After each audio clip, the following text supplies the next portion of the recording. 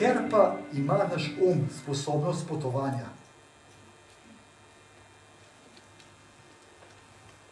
in je treba živeti, treba je plačevati položnice. Kaj se zgodi? Gre ali v prihodnost ali pa v preteklost. Ko vas vprašam, kje ste bili lansko leto na dopustu? Žum, pa gre vaš v preteklost.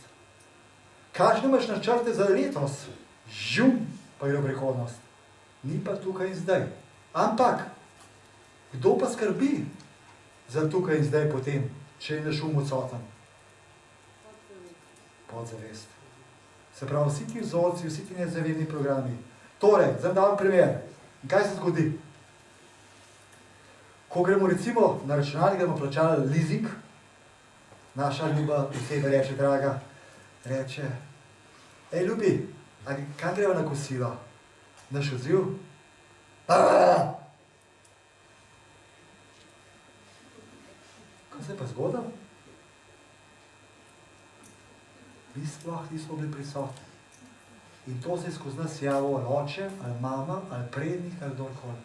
To nismo bili mi, to je bil naš program.